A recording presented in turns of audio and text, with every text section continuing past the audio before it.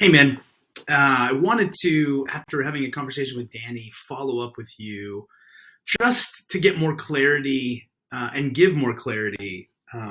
Basically, when it comes to pro roofing and our process in general, you were asking basically, like, what is the visual part of it worth? And we were talking about just our process and kind of the value that we provide. Like, we're all in this together, but I'm just saying, like, what value do Danny and I provide in this process for the entire project?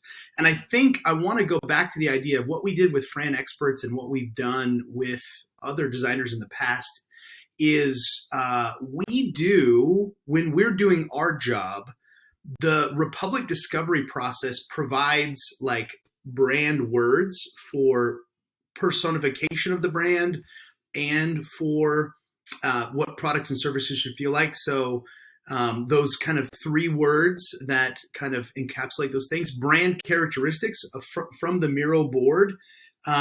We have ideal brand, aspirational brand ideas. We have competitor brands.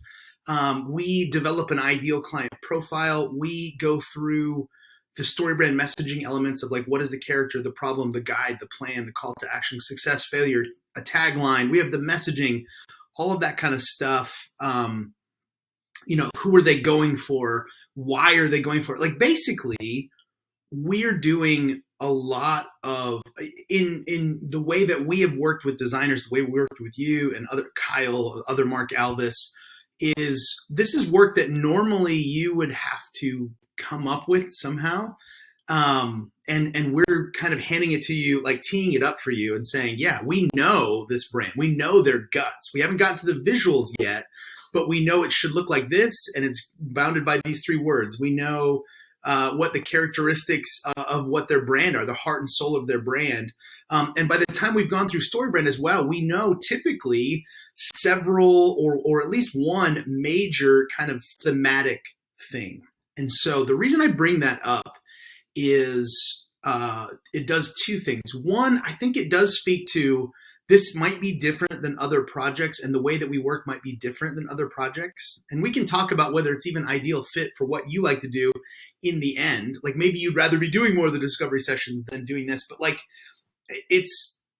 we're handing you a lot of stuff on the platter so that you can then create the artwork for it. There's a lot of thinking that has to go. There's a lot of how do you translate that into visual things, but there's a lot of steps that hopefully we help you shortchange and kind of skip because you already have a lot of material to build with. So we try to make your job easier. And I think that is one of the answers I have to, like, how our process is different. Instead of just being like, hey, Mark, here's a brand, now figure this all out. Our goal is to leave you some very distilled, powerful nuggets about this brand so that you can then be like, okay, I now have visual inspiration. I can now go and do this. I want to frame that first because practically, I think what we need to do with this is not run ahead and start designing a logo right now. That is me certainly feeling pressure from the client, but we actually need to have, we're scheduling it for Friday. Danny and I are having a second meeting with them to cover their story. We've talked about early deliverables to give them practically. We don't need logo marks from you on Monday. I think that's bad process. That's us shortchanging our own process because we feel the pressure from them. The reality is what I would like to deliver on Monday is from Danny and I's side, some of this, Monday, Tuesday, like some of this ideal client profile, like some of these like aspirational pieces, like us giving them deliverables based on here's what we're hearing from you. And I would also like to deliver from your end, the art side, more simple stuff like logo comparisons, like this kind of grid of ideal brands, like aspirational brands that they like, and also some competitor brands. And so when I'm looking at process deliverables, so like this is the kind of stuff that we want to be handing to you. And in the next week or two, we will be handing you more of this stuff to fuel your creative process. I want to deliver to them like a comparative logo grid just to kind of,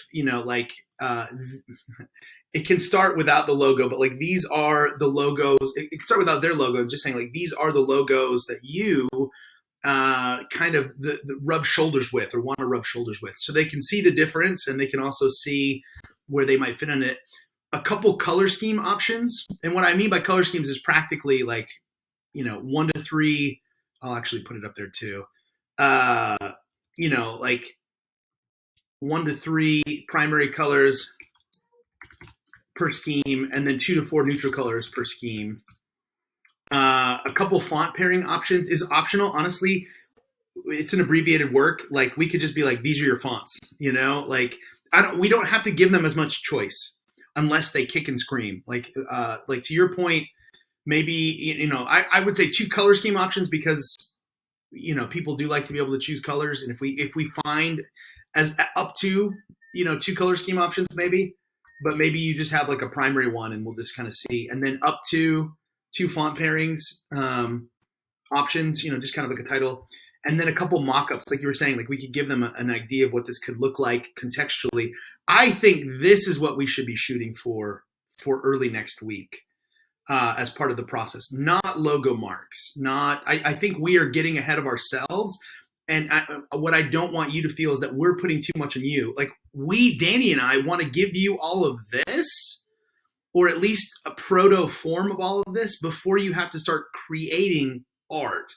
I think what we need to do in this process piece is curate. So the first step is curate and then create. And so think of it that way. Much like a stylescape is curation, not creation, I think we need to do that. So like, I'm actually going to put this in here.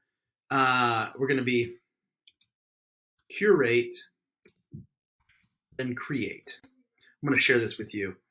And I think that is our step. So like the curate, I'll just put it like this.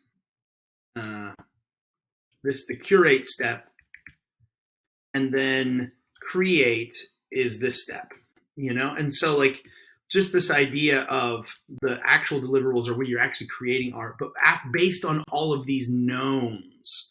And so if you could curate a few things, we're going to be giving you more things throughout this week, but if you could be like, curating a few things for them, like, and I'm going to throw it in there. Like, I don't know, like mood board. I don't know. Like, this is the thing, like maybe, but like, these are kind of the things I'm thinking of that we would like to give them early next week, just some stuff that maybe mood board actually comes after that. I'm not even going to put that in there. Sorry, this is on the fly, but basically I hope this makes sense. I can talk about it later. I got a bunch of meetings today, but I don't want you to already start creating stuff because that is this.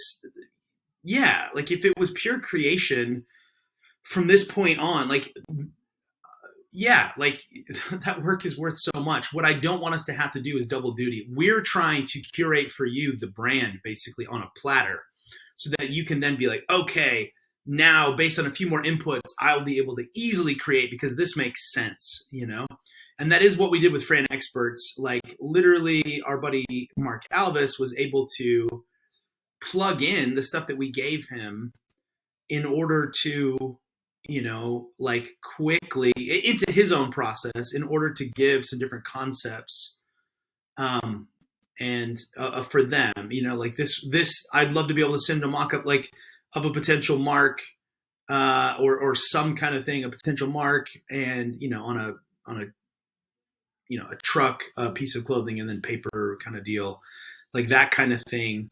Obviously this was the final piece. This booklet is even further beyond what I'm talking about with the curate process. But what I'm saying is right now, let's focus on curation of a few elements based on what they're saying. We're going to keep feeding you more stuff.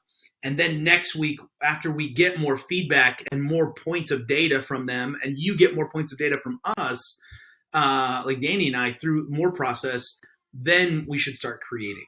So I don't want to put too much on you. I don't want you to start before we have all the data points. And then the final deliverables, I do think, are an actual, brand color scheme of 1 to 3 primary colors, 2 to 4 neutral colors, a logo mark, a word mark, a logo arrangements where appropriate, depending on the logo.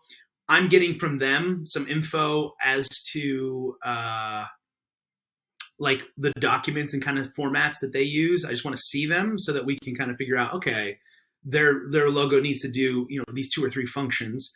favicon is something that we can do by the time the website launches. We just need a tiny little, pixel by pixel logo, the actual font pairing, and then photo style and pattern style recommendations. And that's just more of like, hey, it should look like this. Maybe we put a filter on it, like whatever, like just some thoughts on that, not necessarily like a big curated selection of that, but just more thoughts on that. And then I can unleash Kyle to actually select those things.